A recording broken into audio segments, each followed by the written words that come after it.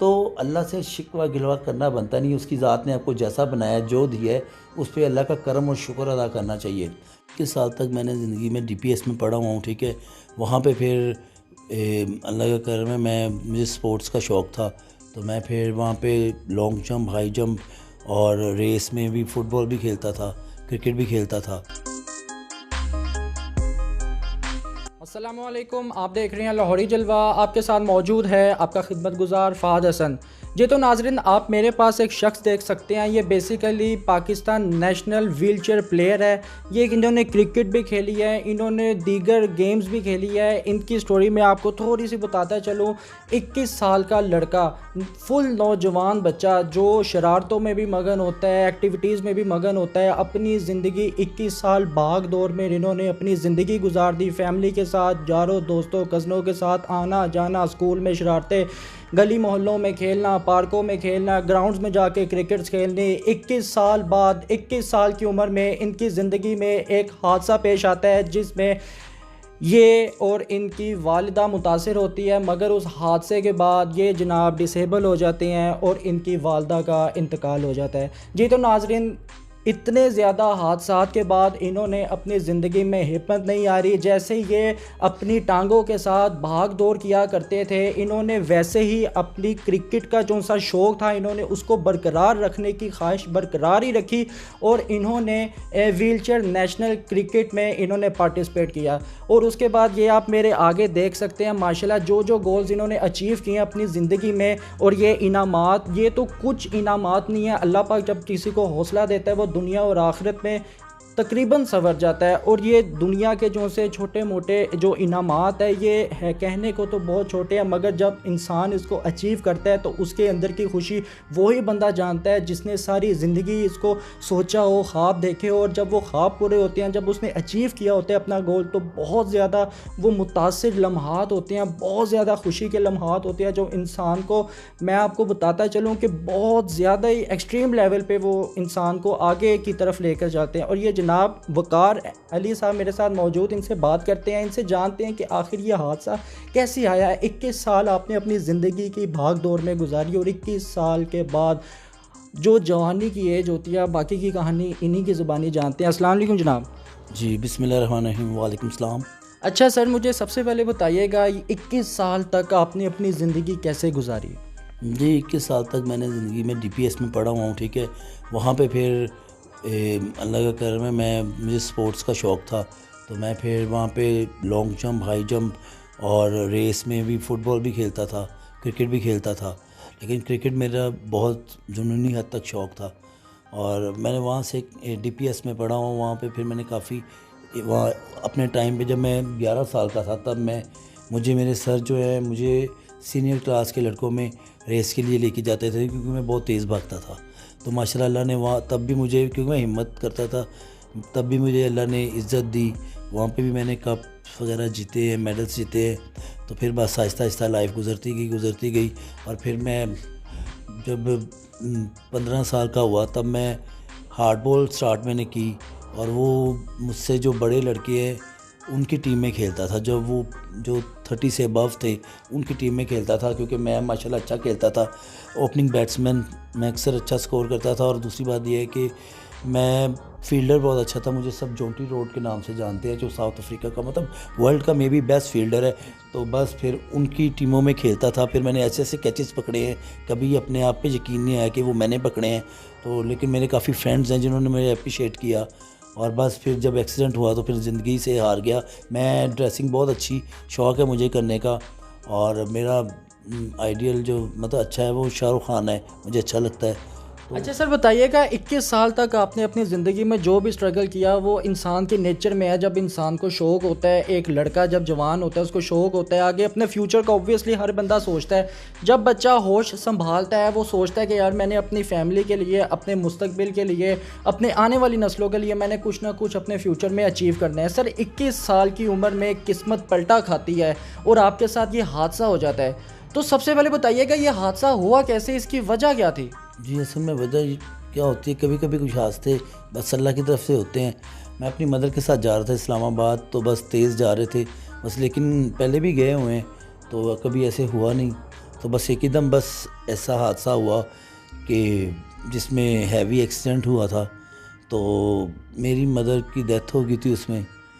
मेरी बहुत बुरी हालत थी, मेरी टांग की हड्डी टूट गई थी, कमर के मोरे टूट गए थे, तो मेरी स्पाइनल कॉर्ड इंजरी हो गई थी, बहुत बुरी हालत थी। बस फिर हिम्मत की लोगों ने मुझे, मैंने बताया हॉस्पिटल वगैरह गए, वहाँ पे फिर डॉक्टर्स ने चेकअप किया, जो भी है मदर की डेथ हो चुकी थी, जिसका मुझे दुख सारी ज़िंदगी रहना है। हो गया। आप मुझे बताइए कि सर आपके जहन में ख्याल कैसे आया कि आप इस कंडीशन में अपने गोल्स अचीव करें, और आपने क्रिकेट ये व्हीलचेयर चैम्पियन लीग आपने खेली है, माशाल्लाह विन किया आपने, रिसेंटली भी आप फैसलाबाद में विन होकर आए हैं। तो आप बताइएगा आप में ये हिम्मत कैसे आई और आपने कब से ये स्टार्ट किया, कैसे आपने ये अचीवमेंट हासिल करने का एक वो जुनून सवार हुआ कि यार ये टांग नहीं है तो क्या हुआ, मेरे पास जज्बा तो है। मैच हुआ था, मुझे शौक़ था, मैं यहाँ पे स्पोर्ट्स हुए थे लिबर्टी, तो वहाँ गया था, स्पोर्ट्स हो चुके थे। फिर मुझे वहाँ पे एक भाई मिले कामरान, ठीक है, तो वो माइलस्टोन के थे तब, वो अब वो ड्रीम्स के हैं। तो उन्होंने कहा कि यार आप हमारे साथ आओ, उन्होंने अपना नंबर दिया, मैंने गया NGO, वहाँ पे और भी लड़के थे मेरे जैसे, तो मुझे हौसला मिला, हिम्मत मिली। फिर आहिस्ता आहिस्ता वहाँ गए, उनके साथ मैं एबटाबाद गया गेम्स में, वहाँ से ये जो बड़ा कप है क्रिकेट में भी, और फिर रेस में भी जीत के आया। तो इसी तरह फिर मुझे हिम्मत मिलनी शुरू हो गई। तो मैं फिर और मतलब काम तेज़ से तेज़, और ये सोचना मैंने छोड़ दिया कि मैं नहीं चल सकता। अच्छा सर, आपने कौन कौन सी अचीवमेंट हासिल की है, हमें ये तो बताएं किस किस गेम्स में आपने पार्टिसिपेट किया है। जी, मैंने पहले तकरीबन ये 5-6 साल पहले वो जो एक चैम्पियनशिप हुई थी, उसमें ऑल पाकिस्तान गेम्स थी, डिसेबल्स की होती हैं, उसमें आप मुख्तलिफ़ कैटेगरीज़ में भी कर सकते हैं। मैंने क्रिकेट में भी लिया था, और उसके बाद टेबल टेनिस में मुझे सेकंड पोजीशन आई, रेस में भी मेरी अच्छी पोजीशन आई थी। उसके बाद ये हुआ कि फिर एक मैच हुआ था, उसमें मैं अच्छा खेला था, तो मुझे पता चला कि ट्रायल हो रहे हैं एशिया कप के। तो मैं गया, तो PWCC Pakistan wheelchair cricket council के ट्रायल्स हो रहे थे, मैं गया, उनसे बात की, तो थैंक फॉर द PWCC कि उन्होंने मुझे चांस दिया ट्रायल में मैं अच्छा खेला। तो बाद में मुझे घर आ गए, कॉल की कि जो आप लाहौर की टीम में सेलेक्ट हो गए। मैं बहुत खुश हुआ कि लाहौर की टीम में सेलेक्ट हुआ। फिर लाहौर की टीम का कोई मैच था, वो अच्छा खेला, फिर मुझे पाकिस्तान टीम में चांस मिल गया, क्योंकि ये PWCC की बदौलत मुझे उन्होंने काफ़ी सराहा, और पाकिस्तान व्हीलचेयर क्रिकेट काउंसिल ने मुझे आगे बढ़ने का मौका दिया, और इस वक्त मैं उनका रुकन हूँ।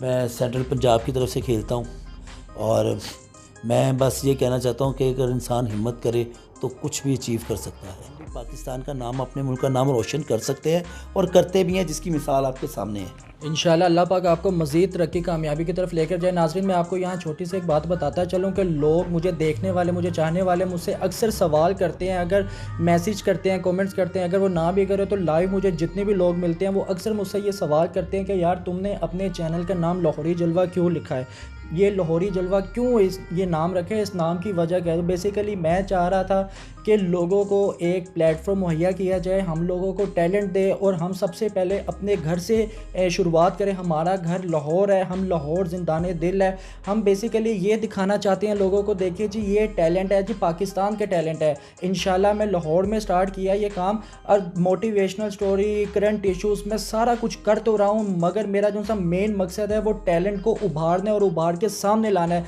जी। तो नाज़रीन, आप इनकी डिसेबिलिटी मत देखिए, आप इनका टैलेंट देखिए कि जिस तरह इन्होंने अपनी ज़िंदगी में हालात का मुकाबला किया, जो करना चाहते थे इन्होंने, यहाँ तक कि एक्टिंग भी नहीं छोड़ी, इन्होंने अपनी ज़िंदगी में हर वो काम किया है जो एक परफेक्ट बंदा चाहता है कि यार मैं करूं। और इसी के साथ मैं आपको ये भी बताता चलूं कि ये जनाब एक बहुत अच्छे सिंगर भी हैं, पोइटर भी हैं, इन सब गेम्स के अलावा। तो इनसे ये पूछते हैं, अच्छा वकार साहब, एक छोटी सी बात बताइएगा, ये आप एक्टिंग भी करते हैं, सिंगिंग भी करते हैं, शायरी भी करते हैं, यही आपको कब से शौक़ पड़ा? जी, एक्टिंग का तो मुझे बड़ा बचपन से शौक़ था, ठीक है, और उसके बाद 2000 से मैंने शायरी ऐसे थोड़ी सी लिखनी शुरू की। फिर करते करते कुछ शेर ऐसे थे जो मेरे दिमाग में आते थे, कुछ पुराने ऐसे शेर थे, उनको सोच के पढ़ के फिर मुझे अपने शेर बनाने शुरू कर दिए, और इस तरह मैंने अपनी डायरी लिखी हुई है बड़ी। ऊपर वाले का बड़ा करम है, शुक्र है, पंतन के घराने का इतना करम है, मैं आज जो भी कुछ हूँ पंतन के घराने के नज़र करम से हूँ, और उन्होंने मुझे हिम्मत दी, क्योंकि फिर ये है कि लाइफ को मैंने जिया, और ऐसा जिया कि वो एक मिसाल है, जीना क्या ज़िंदगी से हार के, पतझड़ के बाद आते हैं दिन बहार के। तो मुश्किलों का सामना, वैसे भी एक और बात बताऊं, मुझे मुश्किलों का सामना करने का बड़ा मज़ा आता है। मुश्किलों से निकलता है ना जब बंदा, तो कहते हैं ना कभी कभी कुछ जीतने के लिए कुछ हारना पड़ता है, और हार के जीतने वाले को बाजीगर कहते हैं। मैं कहता हूँ हार के जीतने वाले को विकी कहते हैं, वकार कहते हैं। जी बिल्कुल परफेक्ट हो गया। अल्लाह पाक हमारी तो दुआ है कि आपको मज़ीद कामयाबी की तरफ लेकर जाए। आप मुझे बताइएगा, शाहरुख खान की कौन सी फिल्म आपको बहुत ज़्यादा पसंद है, फेवरेट मूवी? मुझे उसकी काफ़ी फिल्में मुझे बहुत पसंद हैं। मगर जो डायलॉग्स फेमस हुए हैं ना शाहरुख खान के, वो देवदास से हुए हैं। तो आप देवदास का कोई डायलॉग बताएं जो पारो और देव के दरमियान में होता है। वो कहता है कि जिस तरह मैं आपको बताता हूँ जी, पारो आती है, आप शाहरुख खान है जी, मैं पारो हूँ। अब वो पारो आती है, पारो आके कहती है, देव देव मुझे भूल जाओ देव। ये तो अभी मुझे इतना याद नहीं है डायलॉग इसका। नहीं, आप कोई भी बीच में बोल देना। बेसिकली एक बाबूजी से वो कहते हैं कि बाबूजी ने कहा पारो को छोड़ दो, माँ ने कहा घर छोड़ दो, दुनिया वाले कहेंगे एक दिन कि चेन्नई छोड़ दो।